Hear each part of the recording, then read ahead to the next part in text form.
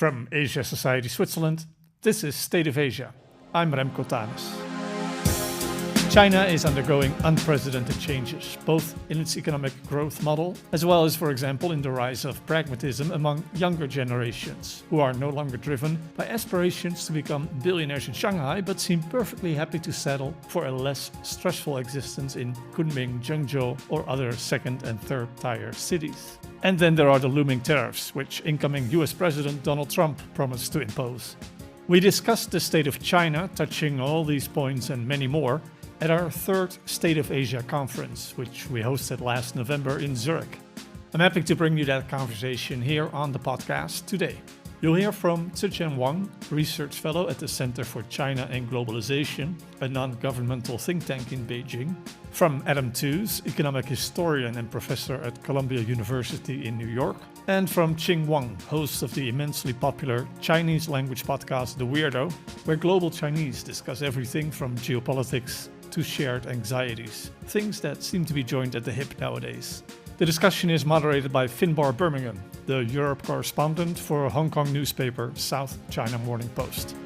We want to talk about narratives in this session, and I want to lead with some of the narratives that we hear about how China views the US election. I mean, speaking to my colleagues at SCMP in advance of things, the consensus was, when I spoke to them, that China wants Trump. That was broadly what I heard from my colleagues, because whereas he will bring chaos and unpredictability, perhaps the Chinese can hold their nose for 4 years and batten down the hatches and hope that he will burn bridges with the US's allies, that maybe the US will be in a less powerful, less structured, it'll just be in worse state by the time he leaves office. So I want to, first of all, ask Zichen. I mean, I know this is China's not monolithic. There are many views in Beijing and among government officials. Can you explain perhaps how this argument is seen among the policymakers that you know, and what are the dividing lines? Well, thanks for the question. It's a really big one, and I think the election is over, and we now have a president-elect who everyone knows is quite unpredictable. I'm not sure there is a consensus in China's policy community on who China prefers to be the next president of the United States.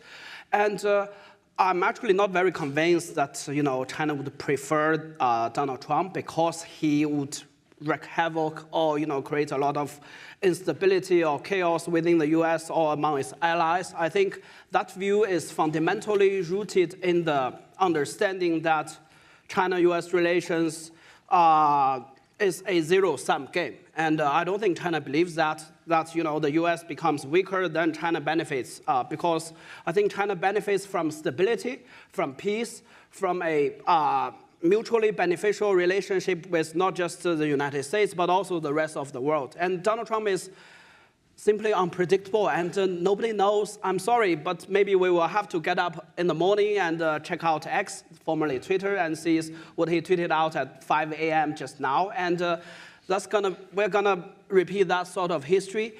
And but on the other hand, I think Donald Trump he's not very ideological. You can describe it in a way of pragmatism. And for example, the current Joe Biden administration has put 100% tariffs on Chinese EV exports to the United States, and I think there are rules at Commerce Department which basically bans any Chinese EVs. But President-elect Trump has said that he would welcome Chinese EV investment in the US, which would contribute to the local economy, to job creation. And his very close partner, Elon Musk, basically turned around the company with his gigafactory in Shanghai. And Shanghai's gigafactory is like the turning point for Tesla. And Elon Musk has visited China quite a few times. He has met senior Chinese leadership. And his mother visited China. So I think that's, what we are going to have is a very interesting 4 years ahead. But also, I think, China would want, President Xi Jinping sent a congratulatory message just a few hours ago, where I think the Chinese leader laid out his vision for China-US relations, which he hopes, and China is quite consistent in that aspect, that it wants a mutually beneficial, consistent, constructive relationship. When Donald Trump was in office at the first time before he took office, he took a phone call from then Taiwanese leader, and that was quite a surprise. I think the Taiwan issue is the fundamental, the Chinese political foundation of China-U.S. relations. So Beijing would hope that he would no longer send any wrong signals on this issue, which would be of paramount significance. Yeah, well, the Musk issue is the wild card. I agree with you. I mean, I've seen a few stories over the last few days about Musk's very close economic relationship with China is sort of what policymakers in Beijing will be looking at as perhaps some leverage. Jing, can I turn to you and ask you about how Chinese society, how do your listeners view this situation? I mean, is there any sort of preference, or I mean, Trump, in Hong Kong, for example, you see these opinion polls, and Trump was actually far more popular than the Biden or Harris administration, and that's a legacy thing from the sort of era in which I think Hong Kongers thought that Trump would stand up to the Chinese state more than the Democrats. But on mainland China, how do you see that issue? Yeah, maybe 2 points. One is to add to Zichen's point. I think this is not a zero-sum game. And from what I have observed from the Chinese social media platform and also the interactions I have with my audiences through the podcasting, I think, surprisingly, there is a sense of indifference towards this U.S. election compared to the previous one. So I've covered international affairs for Chinese audiences for the last 10 years, including the one in 2016 and 2020. And I felt this round election, the general enthusiasm from the Chinese public to talk about this election is sort of a plan in a way. Sure, there are discussions. It's important in national news, but I think the mentality of the general Chinese public since 2020 there was a sense of disappointment because around that time there was the hope that Biden administration would pursue a different approach, a different China approach compared to Trump. But I think then it turns out to be a sort of continuity or even expansion of what was already there.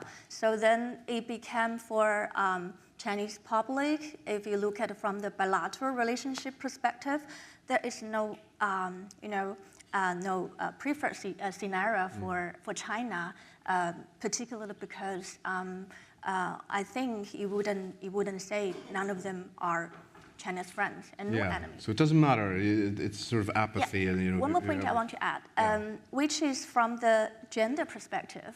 And of course, like China is a large country, so you get different perspective, different group. And I think for the type of audiences I am dealing with, I think there is a deep disappointment in terms of how this reveals what kind of gender politics is right now in the US. And I think it's a tragic day for women's rights. It's a tragic day for American women, but also for women around the whole world. And Trump is a figure with well-documented history of misogyny and even sex crimes. And I think that's really hard to process for a lot of my listeners who are mostly young women in China who are the Chinese version of childless cat lady. And so I see this result of American election is a crisis of global masculinity, and it's a global gender crisis. It's not just about China, US. It's about a global population that has been wanting to make some changes, but this is definitely an upsetting moment for women across the whole world. Yeah. For sure. Adam, look, this is about China, but I have to ask you about Europe here. German government on the brink of collapse. Just this morning, in fact, I saw the EU correspondent for Der Spiegel saying that the leader of the free world is now Ursula von der Leyen. So what a time to be alive. I want to ask you about where Europe fits in here. Are we sort of adrift in the middle of, Trump on one side, who hates Europe, who hates the EU, perhaps is a more accurate way of describing it, and China, with which ties are incredibly testy. Europe, the EU is rudderless, I think, leadership-wise. There's no real sort of inspiring figures on the horizon. Where do we stand? Is this just disaster for Europe? We will get back to China really quickly, so I'm going to make this super brief. I agree we have to speak to it, but I want to get back to the points my co-panelists made as quickly as possible. I mean, I think there's no coincidence about the fall of the German government. I mean, even call it fall is, I think, misappropriate. This is a controlled demolition. This is a building that needs to come down. They've been waiting months to find the right opportunity. They needed something that was significant enough to make this look less trivial than, in some senses, it is, and the Trump election provides that occasion. I actually do think if one was regarding this from the position of European statecraft, we need a solid government in Berlin. Yeah. We don't have it currently. The sooner they get to the Kenya coalition of the three big forces in modern German politics, which are not the Liberals, but the Christian Democrats, the SPD, and the Greens, the better, because that actually provides a platform. I was just really struck, actually, I wanted to come back to this gender crisis point. Like, I think Qing's analysis is spot on for the United States and China, and they're some sort of mirror images of each other, and I think it's a really powerful analytic. As she was saying that, and you then asked me about Europe, I wonder whether it really does bite in quite the same way in Europe. And I think then the answer is when you pause over it and linger over it, it does to a degree, right? And the AfD, if you look at the profile of its voting, or if you look at the profile of the voting for whatever Farage's party is now called in the UK, Reform, yeah. Or you look at the voting of the far right in France, I think it confirms Qing's thesis that there is because all of those show a predominance of young men. If you look at South Korea's political profile, you see the same phenomenon there with a very marked difference between young Korean women and young Korean men. But many female leaders in the European far right. Yes, exactly. And so it's this weird, I think this is a really fundamentally important analytic through which to view this. Very strong shift for Latino men in the United States. So it's generally some cross-hatching of gender with class, and then maybe in the American case, ethnicity or race, that produces this extraordinarily powerful effect. And it's certainly when I was speaking to, I'll just end with this anecdote, I had a series of meetings with Central Committee member in Beijing in the summer, a long, protracted conversation. And he was quizzing me about Trump and how to read it. And I was like struggling to think what a central committee, he has a staff that tells him everything he needs to know. But when I said the single most decisive difference on this is gender, all of his staff went, oh my God, what an interesting question we not thought about. And he literally staffed, so Central Committee, top 204 people in the Chinese leadership. He dedicated this question to a bunch of his staffers to go away and analyze it, because I don't think they'd even thought about it. So I think it's a really central question to organize our thinking around. Yeah, no, very interesting. Zichen, look, Alicia was talking this morning on their discussion about how perhaps events in America will have overtaken slightly discussions in Beijing about stimulus and what do they do here. So let's pivot a little bit to that. I mean, do you agree with that? I mean, and can you explain from your very much in the weeds perspective of how the sausage is made in China? I mean, from the outside, it looks as though this has been very slow. Why are they not moving more quickly? And again, it feeds into this narrative that we perhaps have as Westerners or outsiders that Xi Jinping can flip a switch and all of a sudden the stimulus flows.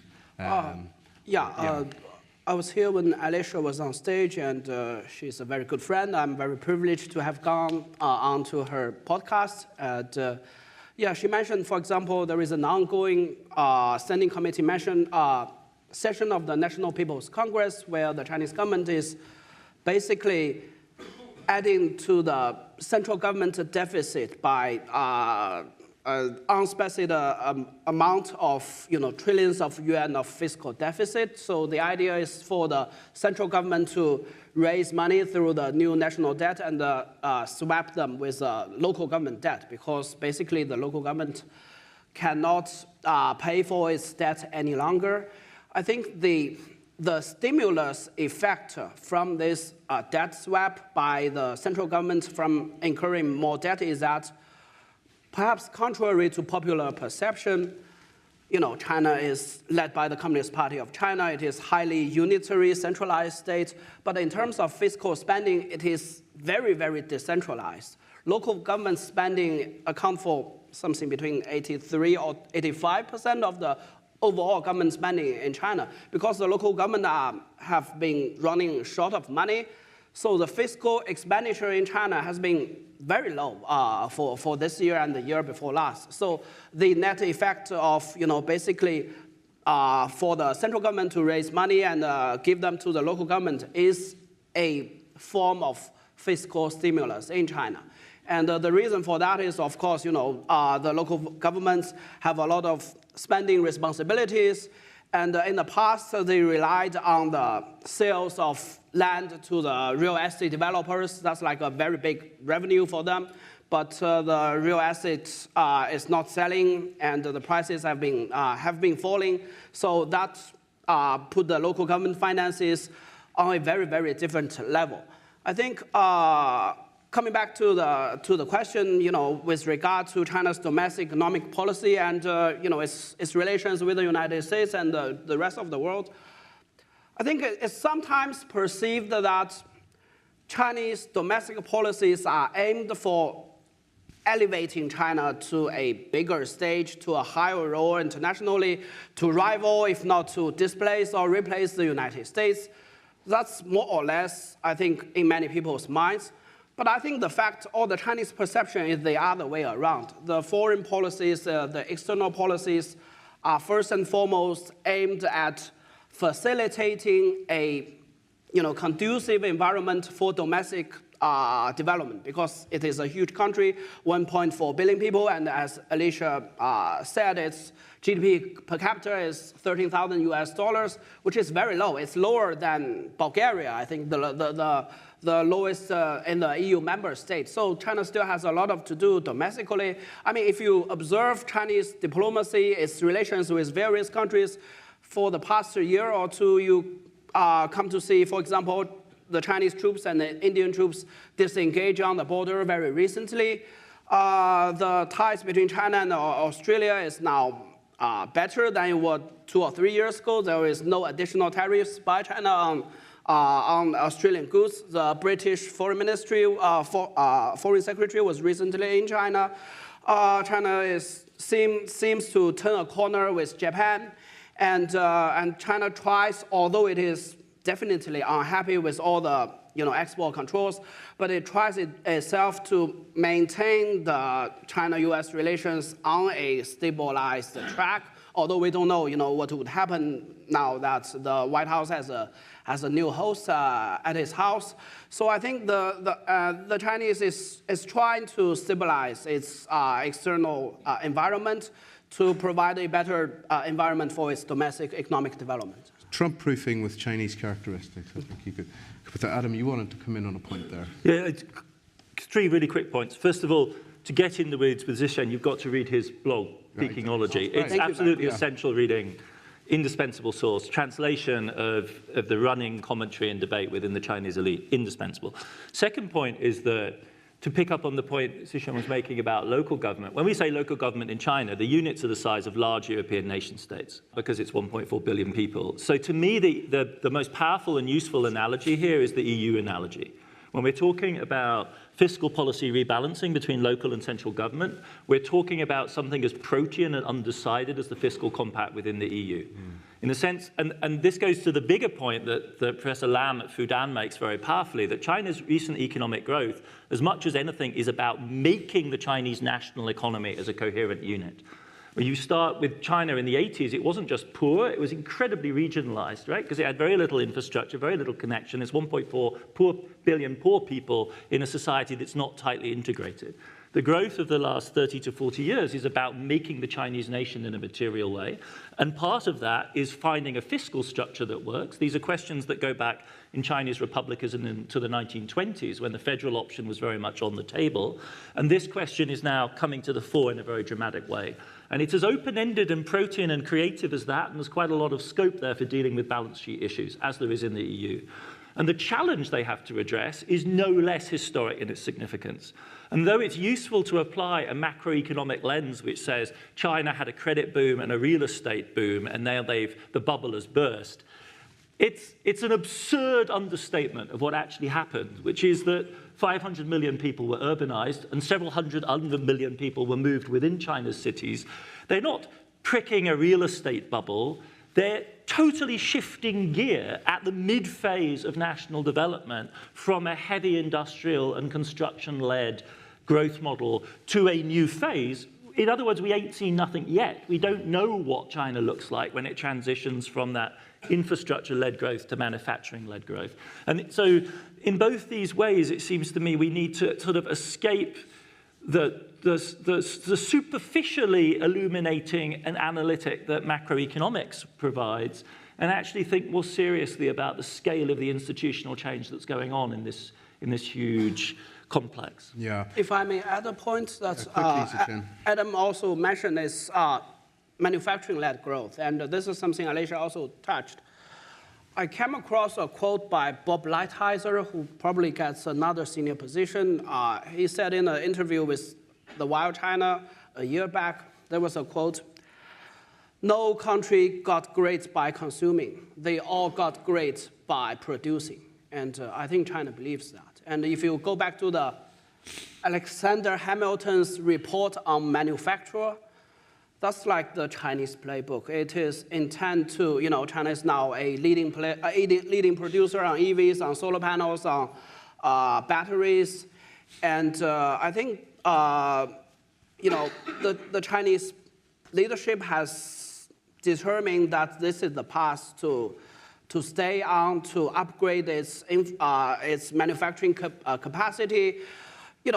When we grew up in China, I think this is something we were all taught at school. It's like China was churning out 8 billion T-shirts a year in exchange for a Boeing 747 plane. And that's just in the Chinese mind, and China didn't like it. Now it has, it is in the process of producing its own jetliner, and which is, I don't know, it may become a competitor with Airbus and Boeing in a few years.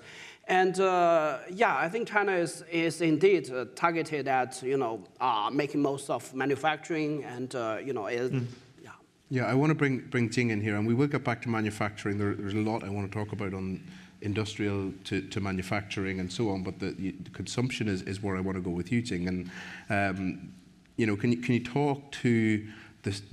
Is it a struggle that we look at it from the outside and they say China can't increase or isn't increasing consumption? People aren't spending more money.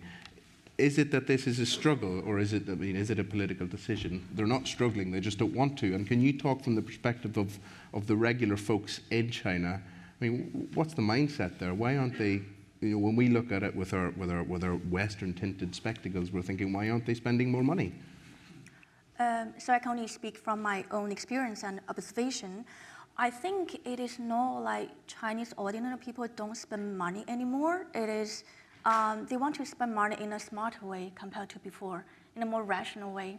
I spent the last 10 years in Europe, and every time I return to China, I visit China, I'm always a little bit surprised or even overwhelmed by how people actually consume there. They have all sorts of social media platforms that enable you to spend more and more money, like live streaming buying, like 直播带货 is like super popular in China, and it's like it creates a huge a growth number for the economy. But I think there was also a lot of irrational thinking or behavior. For instance, my mom was one of the quote-unquote victim, because she often buy a lot of things she doesn't really need.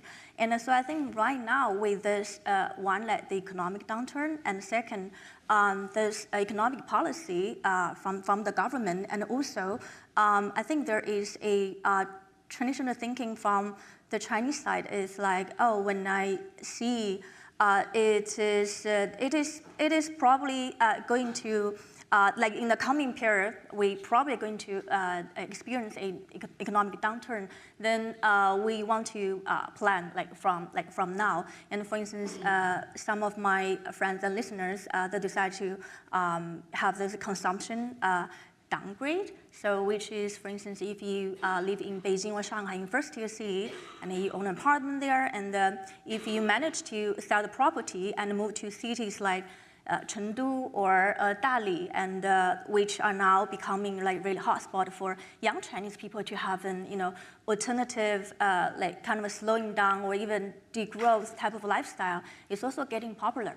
So I think right now with this, with the current dynamic, I think it's also a good opportunity for Chinese ordinary people to think about not just to spend to buy more, but also to do it in a more smart, rational, and well-thought way. Yeah, it's a bit like the slow movement after the GFC in yes, in Italy. Right. Yeah, and look, again, on narratives here is the overarching theme of the discussion. Can I ask maybe Adam and Zichen or Jing, if you want to come in on this as well, what do you think of the sort of argument or the narrative that we hear that the Chinese Communist Party distrusts consumption as a lever, that it does give too much power to the people? I mean, how does that fit with the historical implications of that and what you see from the current state of governance in China? Yeah, it's really been an emerging theme. Zichen should say much more about this than me, but from the outside looking in at the data, what you see is a hard-faced version of common prosperity. It's a tough love kind of regime of management. Eat bitterness, yeah. Cool is this like phrase you just can't imagine being uttered in Western politics. Though during the Eurozone crisis, I guess there were aspects of this. If you were in Greece or Italy or Portugal or Spain, or Ireland, exactly, you felt you were very much on the end of that kind of structural adjustment kind of strategy. To someone with a Western growth-orientated Keynesian mindset, of course, it's profoundly frustrating that this should be the logic. But it goes hand in hand in China, unlike in Europe, with a huge emphasis on investment. So it isn't lower demand overall, but it's focus on growth-orientated investment rather than immediate consumption.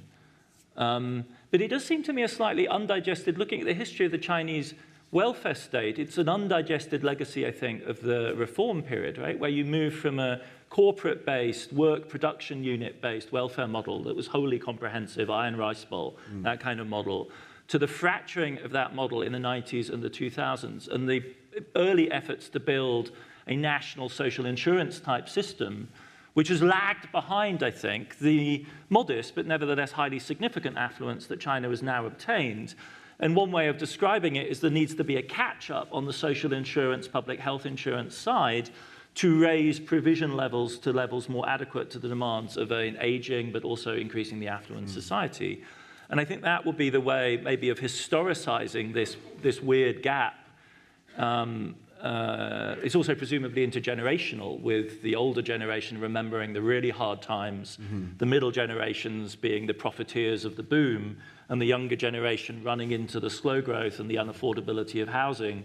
So you have like 3 generations overlapping in a model which right now isn't responding to people's needs in the way it needs to. But Zichen will have a much clearer idea of Before I go to Zichen, I want to bring Qing on that last point that you made, the sort of the generational differences and perhaps the movements that we saw evolve over the last number of years. My colleagues wrote about this all the time. I loved the coverage of involution and laying flat and so on. I mean, is that still very much du jour in China among a certain generation of people?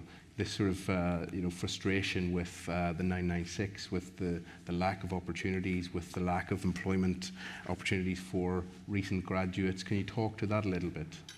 Yeah, I think it's definitely a phenomenon in the last few years. I think ever since maybe the pandemic. And I think it has like up moment and down moment. And so for young graduates nowadays, if you will ask them what's your dream, if this will be like, for instance, 10, 15 years ago, I think a lot of people will say, oh, my dream is to become the next Jack Ma or the next Zhang Yiming, and to, through your personal hard work and effort, and to achieve some sort of China dream to upgrade the social class and to do great things to make change. But I think nowadays people are being people are being much more pragmatic and realistic, and I see this laying flat and this 996 working culture as a way of resistance from young generation of Chinese people. But I think we should also differentiate of, what the discussion that is going on the internet and what people are really doing in real life. So on the one hand, it's not just a Chinese problem. yeah, it's a universal problem. Yeah, it's a social media problem. And so by creating that label of, lying flat, it feels like you create some sort of solidarity with people who are also critical about the working culture and who are dissatisfied with what is going on and the lack of opportunity. But on the other hand, I also often hear people, especially young Chinese people, saying that, being able to lie flat is a privilege. Yeah. And, you need a lot of infrastructure to be able to do so. Yeah, seeing it much easier, but being able to do is a different story. So, and I would say the Chinese way of lying flat, the Chinese version of lying flat, is still quite hardworking. It's a hard day's work here. It's different from European lying flat. Yeah. European lying flat is the real deal. Yeah, actually Europeans on the say this, I ground. didn't say it.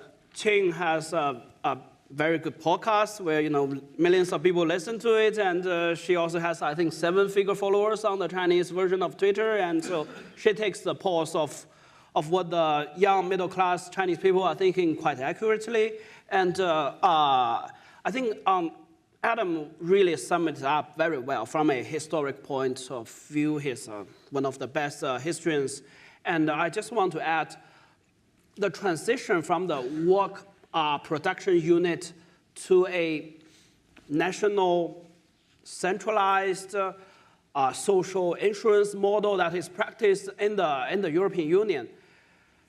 If you really look at it, the history in China on that is still very, very brief compared to what you have got here in Switzerland and on the European continent.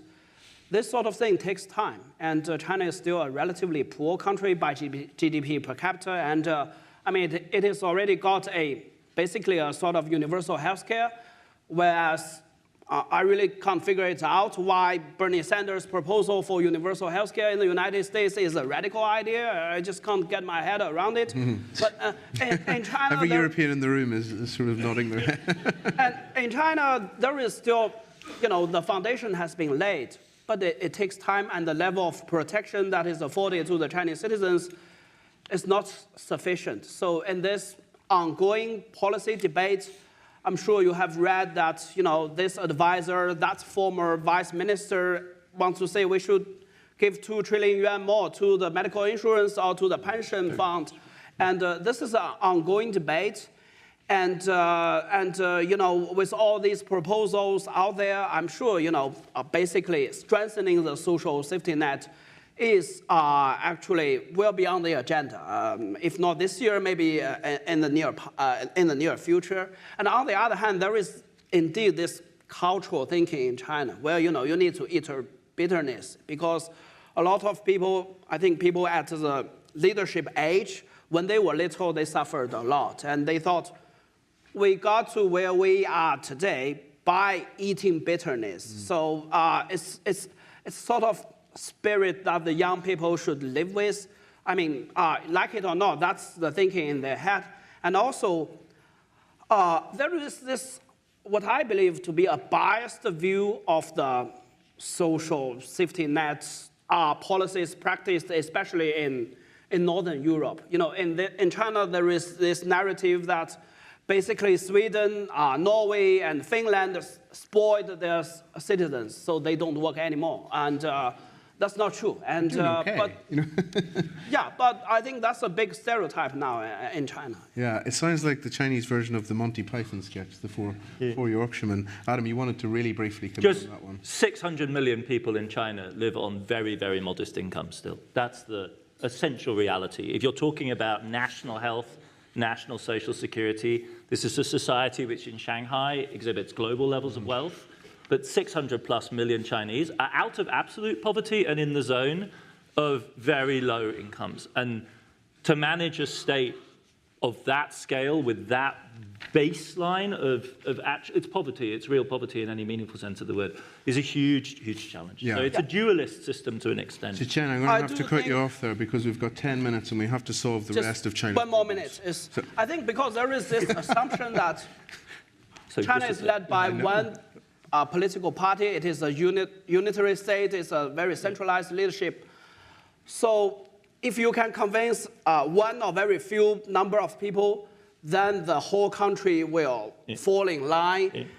And why don't do this? Why don't do that? That's the sort of perception that people typically have. I'd say that is actually one way of othering China. Yes, it has a different political system than what is practiced here, but still there are different ministries. They fight each other. There is a lot of bureaucracy.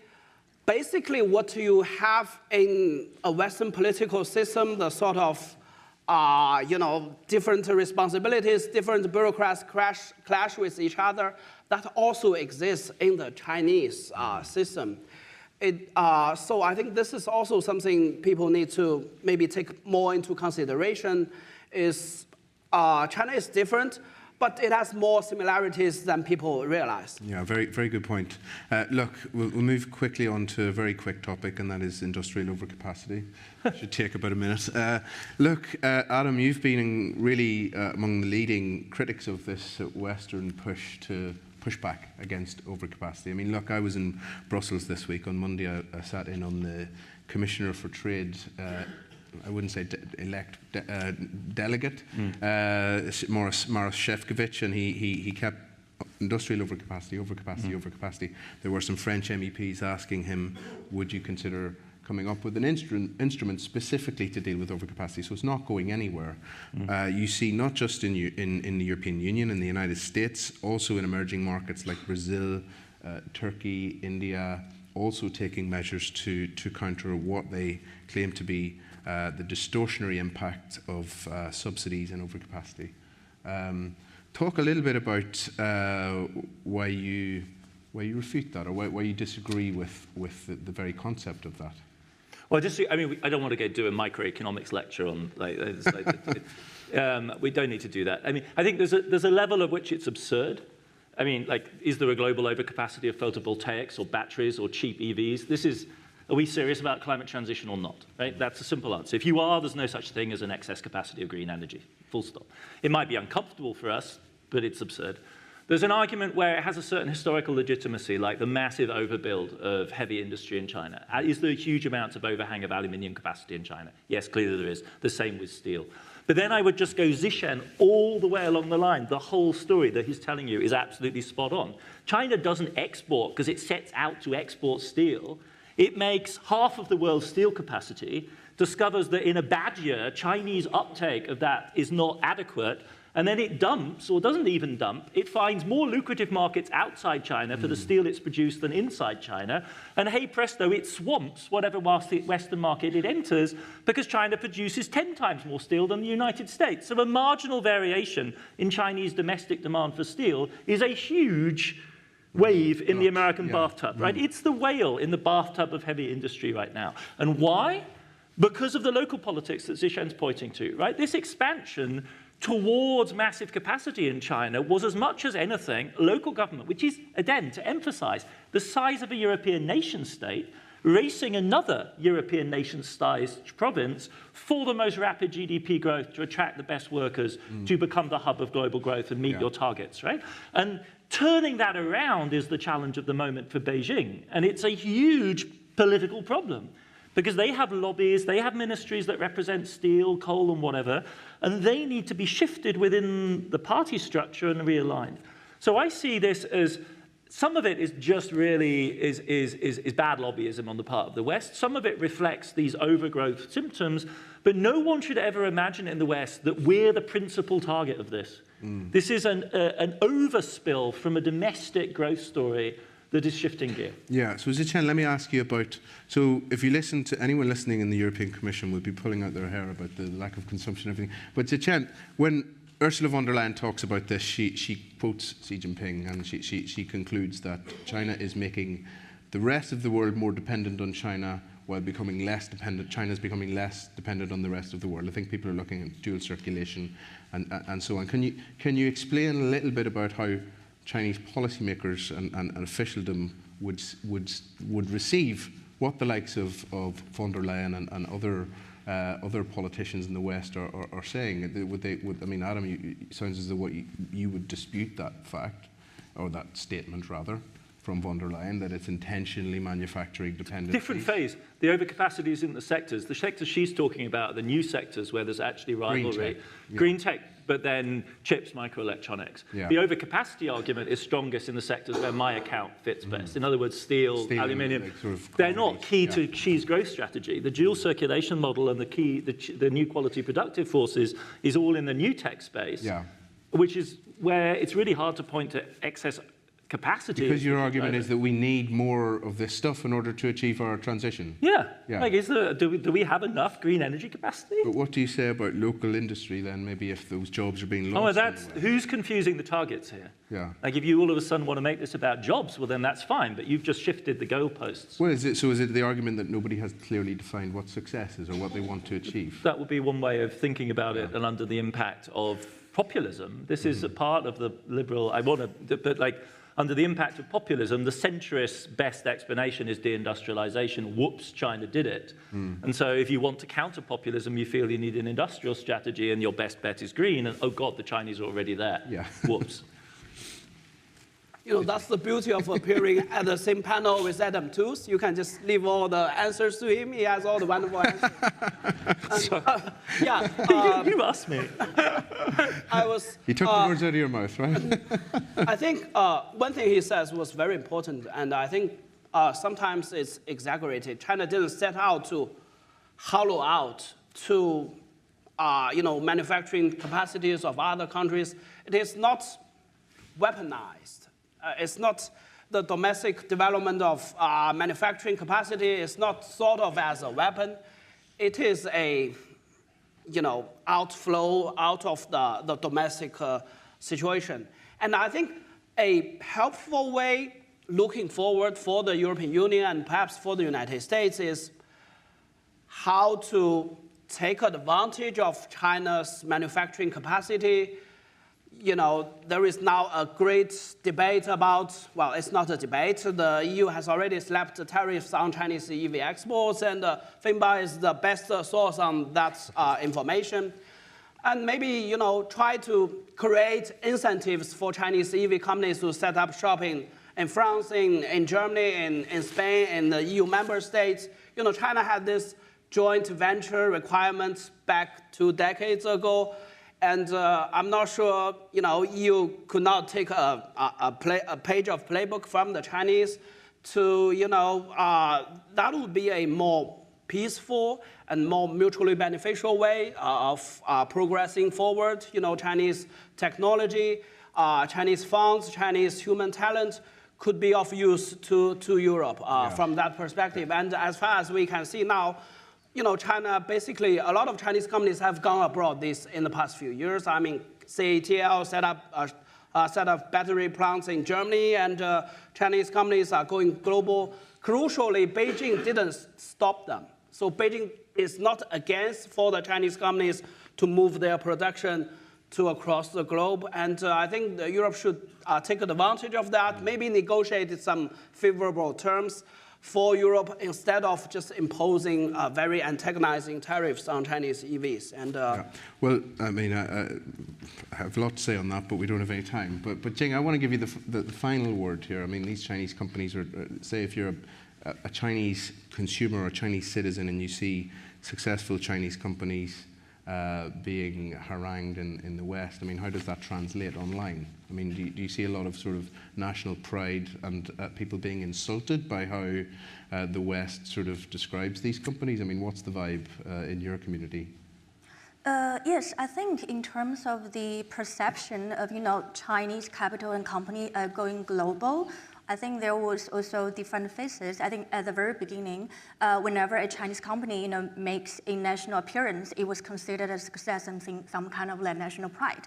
But I think as the process continues, it became more and more common. And I also realized a lot of the Chinese companies actually who have successful overseas business stop wanting to get a lot of publicity among the Chinese general public because they want to look China.